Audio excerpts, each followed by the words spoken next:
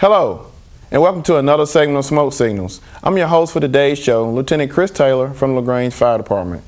We have a great show lined up today. We have two guests that will be on the show to share some information that will be very beneficial to you. So sit back, relax, because you're about to watch Smoke Signals.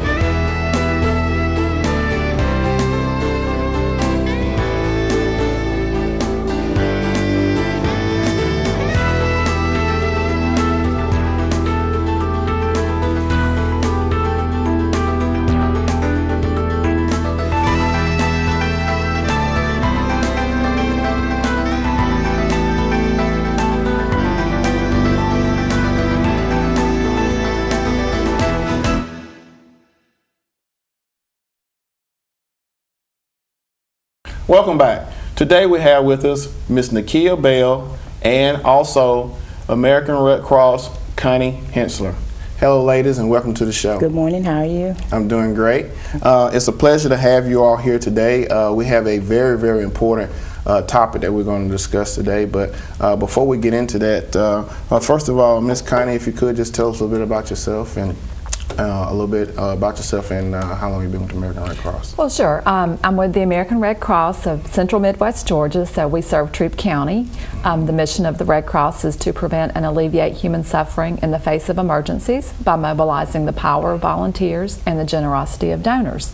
And I've been with the Red Cross for about 11 years now. Okay, all right, sounds good. And of course, Miss Bell is here with us today because she was involved in a fire incident that took place in her home, and we want to thank you again for being here and being able to tell your story. Thank you for being here. All right.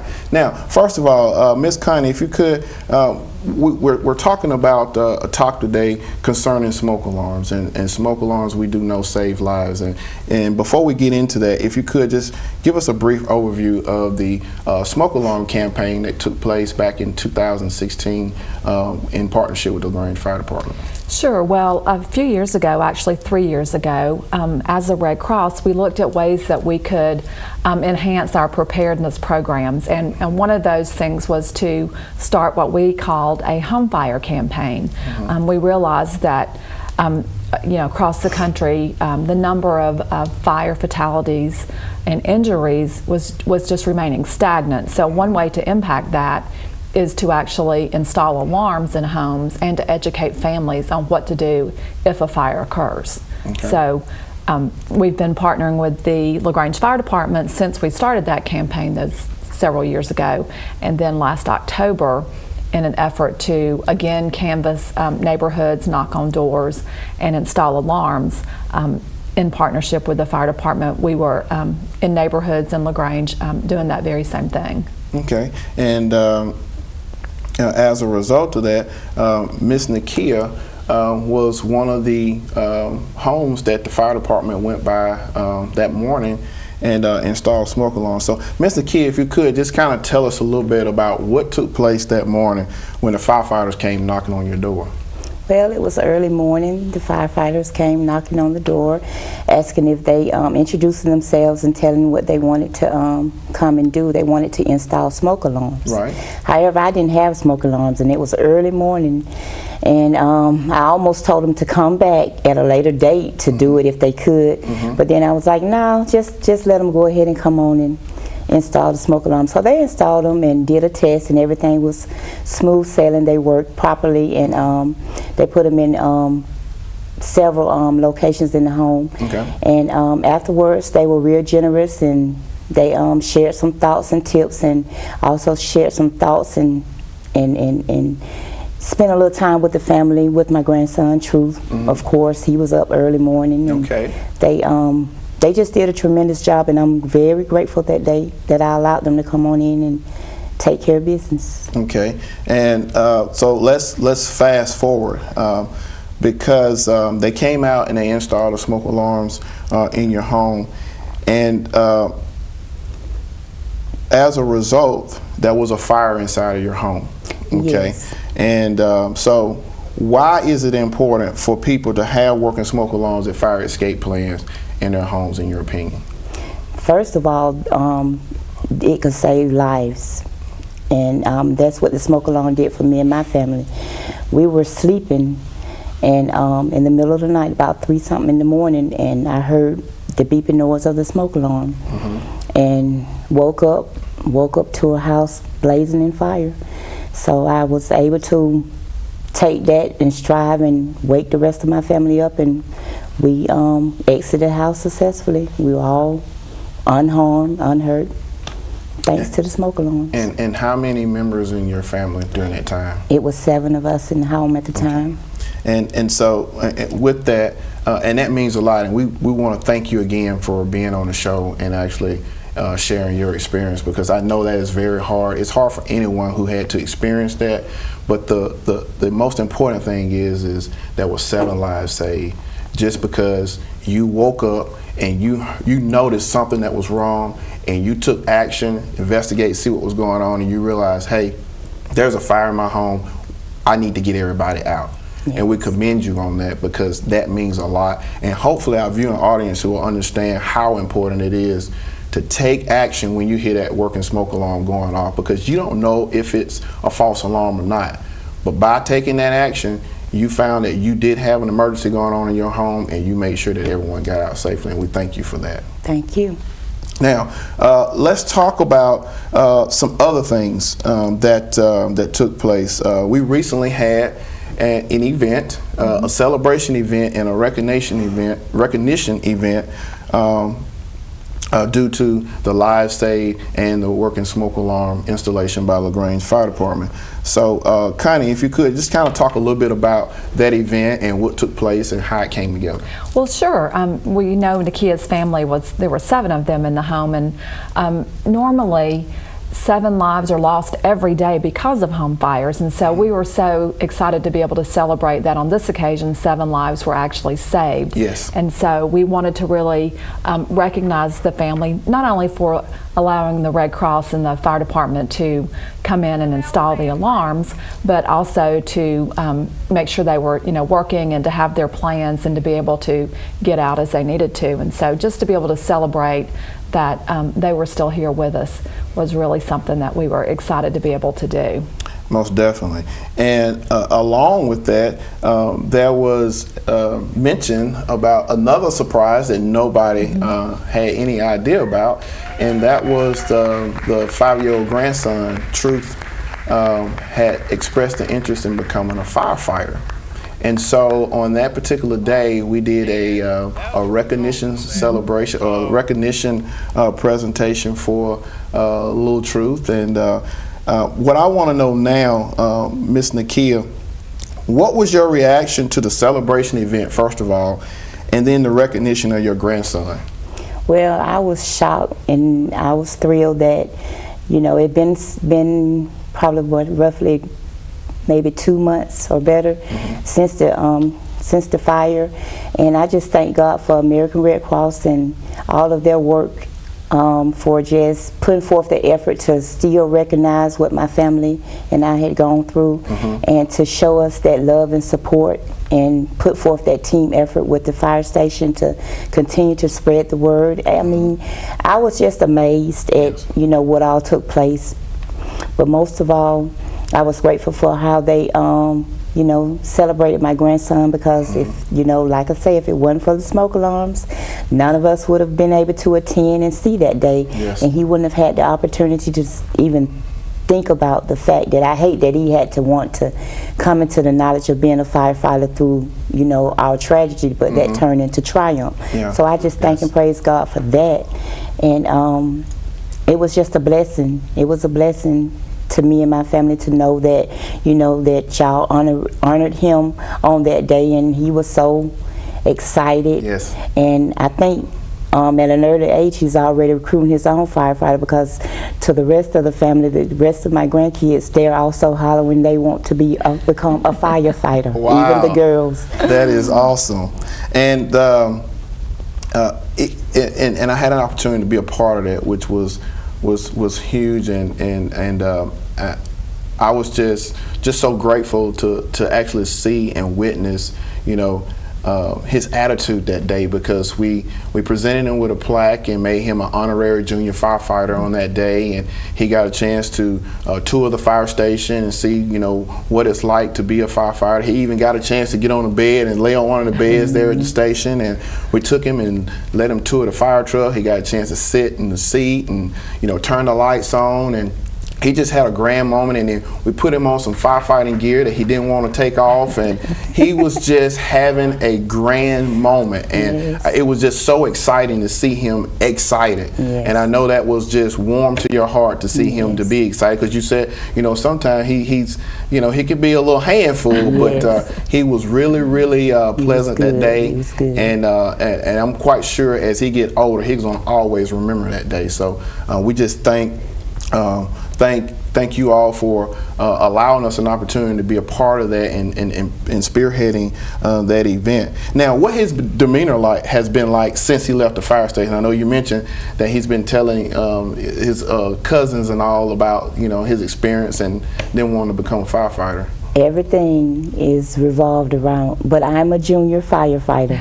I am a junior firefighter. He's a firefighter. Instead of him being known as Truth, he's a firefighter. Okay, that sounds great. Well, we're definitely glad that we was able to create something positive out of a tragic moment in his life, and for him to even think at 5 years old that that's what he want to be, considering what he went through, that speaks volumes. And you know, I really hope and feel that, you know, if this is something that he's passionate about, that he will do it. And he just have to continue to be surrounded around the right people that can help him steer in that direction, because you never know what great things he'll be able to do since he's already thinking along those lines at a younger age. And he'll be an influence to a lot of other people too. Yes. Okay. All right. Well, we're going to take a quick break. We want to thank, you know, you again, Miss Nakia, for being on the show, and we just continue to pray for your family, and that you continue to strive, you know, as you recover from this incident, and continue spreading the word to other people in the community, and you know, wherever you may go, about the importance of having working smoke alarms in the home, because you're a living witness that they do work. Yes, sir, I do, and thank you for being on your show. All right, thank you. We're going to take a quick break, and when we'll come back, we're going to have more here on Smoke Signals.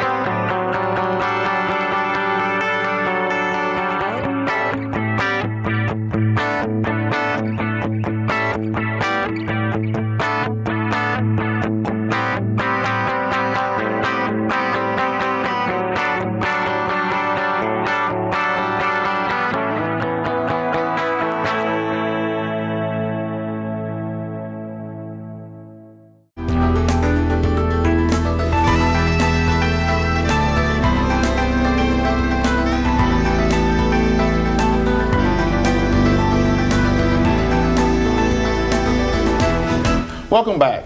We were discussing several topics in the first segment with Ms. Connie Hensler with the American Red Cross, and now, Connie, we have some other topics of concern to discuss, and some very, very important topics, especially this time of the year. We start into our summer season, and we got fall coming up just not far from now.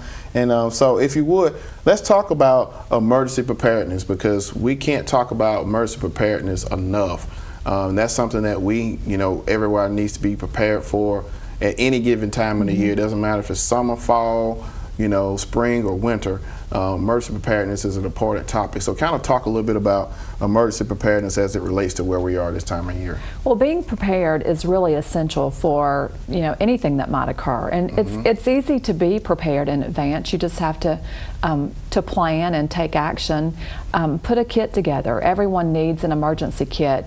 You probably need one in your car. You need one at home. But think of the essential items that you would need if you had to evacuate, or for instance in your car if you were stuck. I mean, it could be a winter weather event, it could be, you know, just something that traffic, it could be a bridge collapse. I mean, anything that's going to prevent you from, you know, getting to your destination and may cause you to be stuck in a place without, you know, food and water.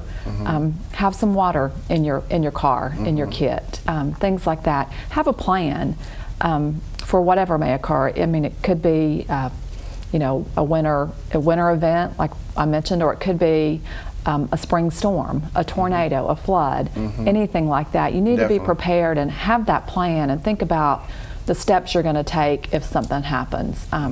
So have a kit, have a plan, and stay informed. Listen to the weather radio, listen to the local authorities, and if they recommend that you evacuate, then evacuate. If they recommend that you stay put, then stay put. But just, you know, listen to their direction. Be aware of the weather, especially in the spring with storms and the possibility of storms. You know, just keep an eye out, and if you hear an alert, you know, be sure you know what a watch is versus a warning, and really know what you're going to do when you need to take action. And I think you hit all the major points there. And the biggest thing is staying informed, because, you know, we have, you know, storms, especially in our community, the Troup County area, quite often. And, you know, being able to, you know, whether it's on your phone with an app, or whether you're watching a news station, or if you have a NOAA weather radio, always, if there's imminent type of weather changes in your area, get where you can get information so that you'll know what actions that need to be taken from that point on. Now, as we talk about emergency preparedness, could you share a little bit about preparedness as it relates to fires? Because we know fires is probably one of our primary emergency events that take place, you know, at any given time. So kind of share a little bit about what are some preparedness things as it relates to fires. Well, home fires are the most common disaster that we respond to, and so it's really important to have that working smoke alarm. You know, check that they're working every 6 months. Every month, check your battery, make sure it's working, and then every 6 months, you know, practice and check it again. After 10 years, if your alarm is 10 years old, you need to replace it and put in new ones.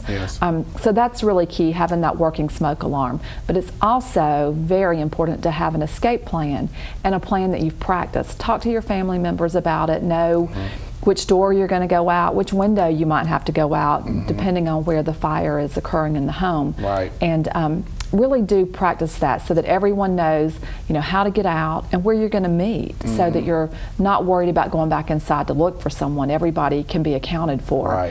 You really only have about 2 minutes to get out if your home catches on fire. So that is why it's so important to not only have that alarm that will alert you that there's danger, but to have that practice plan so that you know that you can get out safely within that time frame. Yeah, and with the practice plan, everybody needs to be aware that you need to have 2 ways out of every room. And those 2 ways is either going to be a door or a window. There's no other way of being able to get out. And being able to sit down with your family and discuss, you know, any deficiencies that you may have that will prevent you from being able to get out of your home in case of emergency. That escape plan also needs to include, you know, someone who may have disabilities, you know, or someone that's bedridden. You know, you need to be able to have a plan in place to the best of your ability to be able to accommodate, you know, everyone that's in that home. And then, like you said, you know, you got to practice it frequently so everybody know what to do and where to go. We can't say that enough. And then that working smoke alarm, it's evident, you know, we've already discussed it, it do save lives. And it's important to make sure that it is working, it is installed properly, and that it is checked on a frequent basis to make sure that it is working. So so you're right, you know, those things are very, very important.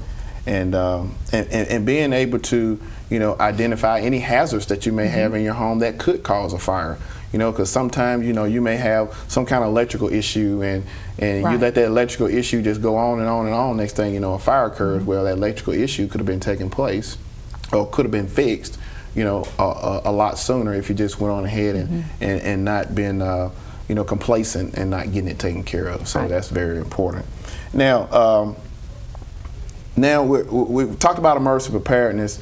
Now it's time to prepare for hurricane season, because hurricane season started June the 1st and it ends in November 30th. Right. So let's talk about hurricane season and what type of preparation we got to have for that, as well as severe weather, because hurricanes do create other severe weather, right, and vice versa. So kind of talk about that a little bit. So again, with hurricane season, watch the weather. Stay informed. That is truly key to any disaster that could occur. So stay informed.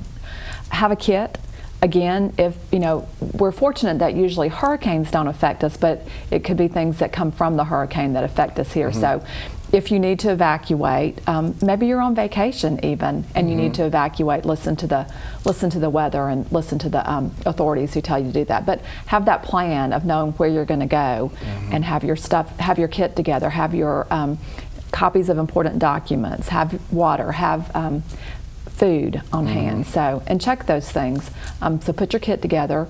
And then just be prepared to evacuate. And in the case of a hurricane, you may want to have somebody who's not in your immediate family that's your go-to person, in terms of everybody's going to call that person and check in, so that you can communicate, just in case you're not able to get through on your cell phone, or other forms of communication may be down in your immediate area. Just have that other person to check in with as well. Okay, sounds good. Now, we did have a hurricane event that you all were involved in last year, so if you kind of just share a little bit about that with us real quick. We did. Last year, September, October, we had Hurricane Matthew that affected the East Coast. In particular, for us in Georgia, it was the Savannah area, and so for us as a Red Cross, we had to open shelters in part of our chapter area, so that residents who were evacuating from the coast had a safe place to come and stay. So we were there to make sure that they had food and shelter, and that their immediate needs were taken care of while they were away from home because of the hurricane that was happening. Okay, all right.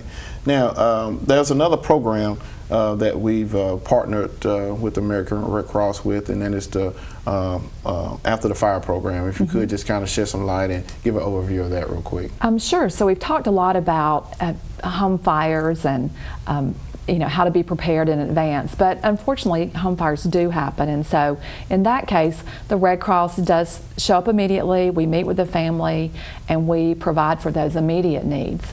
But we can't do everything. There's not one agency that can do everything, so we as a community come together as different groups, and we partner so that we may do the first piece of helping a family recover, and then there may be another agency that can add to that and do another piece. So really the After the Fire program is a joint effort with our United Way partners, with the fire department, with the Red Cross, and with some other nonprofits, so that we can make sure that we're all providing services to the families, and that we're not duplicating services, but that we're making sure that their needs are met, so that they can really begin to get on the road to a full recovery. Right, and it's not always an easy process, but at least it's a process that is working towards trying to meet as many needs as possible for that family.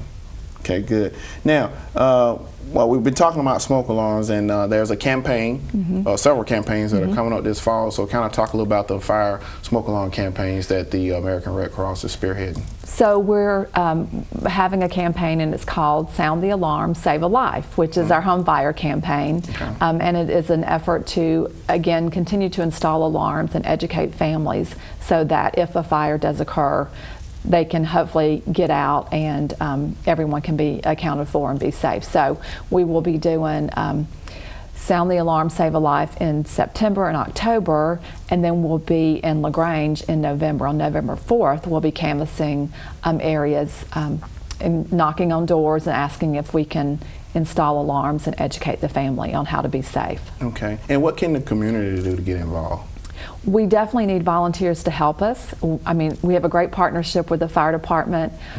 We have a wonderful group of Red Cross volunteers, but it really does take a whole community coming together and we do education that morning, so you know what you're going to do when you go out. You go out as a team, and we give you a neighborhood to go in or a street to go down, and it's very organized. But we definitely could use volunteers to come and help us.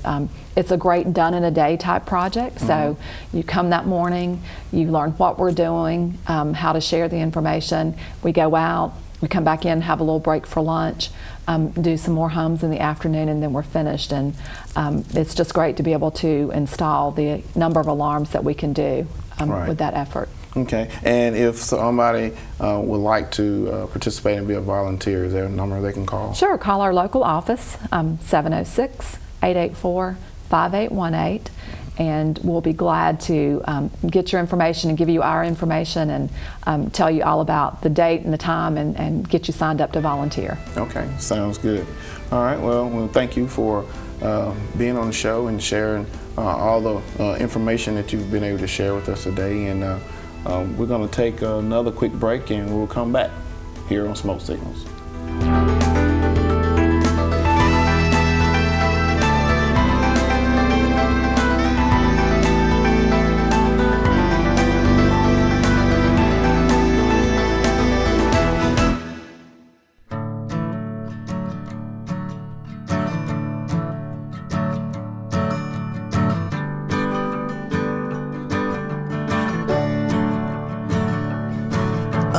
Listen now, can you hear the bluebirds?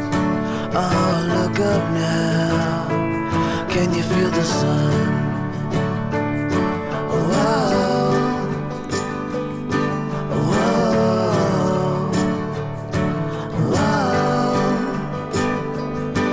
whoa.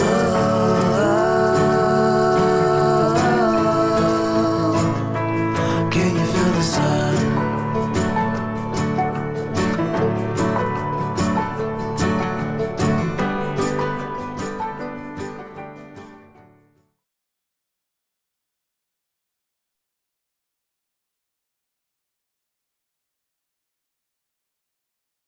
Nobody wants to be stopped by a law enforcement officer. Everyone wants to feel safe. So we've trained our officers to first listen and then explain. We ask if you have contact with one of our officers, you listen, give him an opportunity to explain, comply with his requests, and if there's a problem, contact us so that we can investigate your complaint. Listen, explain, comply, then complain. Our safety and yours matters.